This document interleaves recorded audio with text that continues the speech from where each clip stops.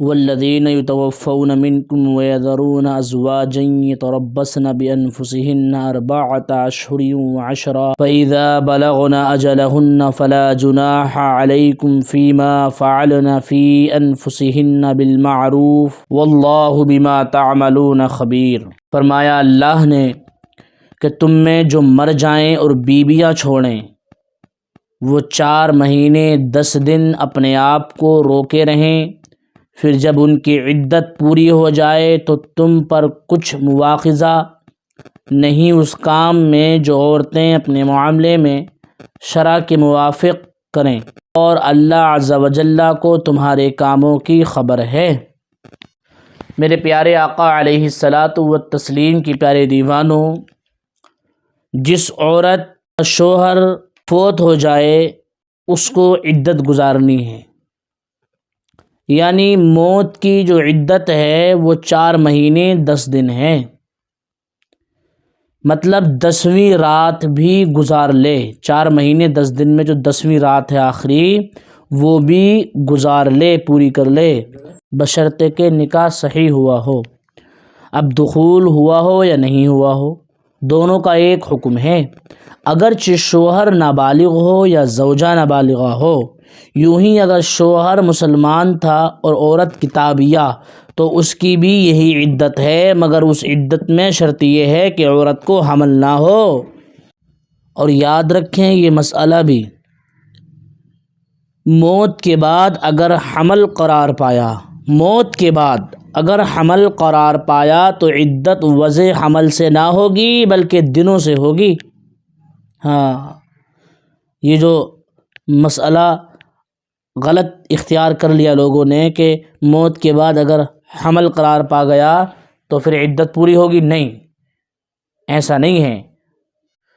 پیارے آقا علیہ الصلاۃ والتسلیم کی پیارے دیوانوں، سوگ کے معنی یہ ہیں کہ زینت کو ترک کر دے، یعنی ہر قسم کے زیور، چاندی، سونے، جو بھی زینت والے معاملے ہیں اس کو سب کو ختم کر دے، چھوڑ دے۔ ہر طریقے کا ریشم کا کپڑا، رنگا ہوا کپڑا، خوشبودار تیل، آنکھوں میں سرما، یہ ساری چیزیں ترک کر دیں، ٹھیک ہے؟ بالوں میں کنگھا کرنا، یہ ساری چیزیں ترک کر دیں۔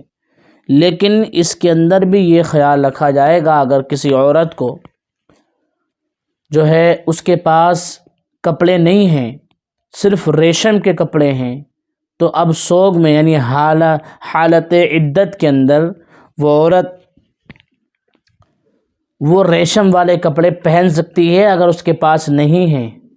تب اس بنا پر پہنے گی کہ وہ زینت اختیار کرنے کے لیے نہیں ہیں بلکہ وہ مجبوری میں پہن رہی ہے کہ اس کے پاس دوسرے کپڑے نہیں ہیں۔ اسی طریقے سے کسی عورت کو سر میں تیل ڈالنے کی عادت ہے، اب اگر نہیں ڈال رہی، عدت میں ہے، تو سر میں درد ہو رہا ہے، سر میں بہت تکلیف ہو رہی ہے، تو اس صورت کے اندر وہ عورت اپنے سر میں تیل ڈالے گی، مگر یاد رہے خوشبو والا نہیں، بغیر خوشبو کا۔ کیا سمجھے؟ بغیر خوشبو والا۔ اچھا، بغیر خوشبو والے سے اب کام نہیں چل رہا، ڈال تو رہی ہے مگر درد میں آرام نہیں ہے، کوئی افاقہ نہیں ہو رہا، تو اب اجازت ہے کہ خوشبو والا بھی ڈال لے، مگر زینت اختیار کرنے کے لیے نہیں، اپنے آپ کو سنوارنے کے لیے نہیں، بلکہ اپنی تکلیف کو دور کرنے کے لیے ہے۔ اسی طریقے سے کنگھے کا مسئلہ، بالوں کو بال الجھ گئے ہیں، درد ہو رہا ہے، بال سیدھے کرنے ہیں، تکلیف ہو رہی ہے، تو اس صورت کے اندر وہ کنگھا کر سکتی ہے، اس صورت میں جدھر کنگھے کے دانت جو موٹے ہوتے ہیں، دندانے اس کے موٹی طرف سے وہ استعمال کرے گی، باریک والے جو دانت ہوتے ہیں اس کے کنگھے کے ادھر سے نہیں، کیونکہ وہ جو صورت ہوتی ہے بالوں کو خوبصورت بنانے کے لیے، تو جدھر موٹے دانت ہوتے ہیں اس طرف سے وہ اپنے بال سیدھے کر لے۔ اور رہی بات آنکھوں میں سرما لگانے کی، تو آنکھوں میں سرمے لگانے کی بھی اجازت نہیں ہے، مگر ہاں آنکھوں میں خارش، آنکھوں میں کھجلی، آنکھوں میں درد ہے تو اب اسے ضرورت ہے سرمے کی، تو اب وہ سرما لگا سکتی ہے۔ آپ سمجھ رہے ہیں بات؟ لیکن سرما لگائے گی وہ جو وائٹ والا یعنی سفید والا سرما، کالا نہیں لگائے گی۔ اگر اس سفید والے سرمے سے اس کا کام نہیں چل رہا، فائدہ نہیں ہو رہا، آرام نہیں ہو رہا، تو اب لگا سکتی ہے وہ کالا والا سرما، مگر لگا گی رات میں، دن میں نہیں۔ تیل بھی رات میں ڈالے گی، دن میں نہیں ڈالے گی، یہ قید ہے۔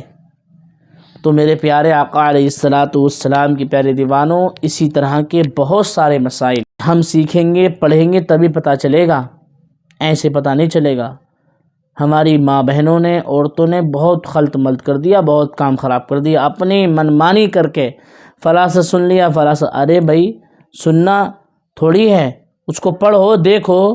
عالم کی طرف رجوع کرو، عالموں سے پوچھو مسائل کو، کیا صحیح ہے اور کیا غلط ہے۔ تو اسی لیے یعنی جس طریقے سے کسی کا رنگا ہوا کپڑا ہے، یعنی ریشم والا رنگا ہوا کپڑا ہے، مگر وہ پرانا ہے، اس کا رنگ زائل ہو گیا ہے، ریشم جو تھی وہ ہلکی پڑ گئی، کمزور پڑ گئی، رنگ ہلکا پڑ گیا، تو وہ کپڑا استعمال بھی کر سکتی ہے، وہ کپڑا بھی استعمال کر سکتی ہے، کیونکہ وہ کپڑا زینت میں نہیں آتا اب ہیں، تو وہ پہن سکتی ہے۔ اسی طریقے سے سیاہ رنگ کے کپڑے، کالے کپڑے پہننے میں بھی کوئی حرج نہیں ہے، وہ کالے کپڑے بھی ان دنوں میں پہن سکتی ہے۔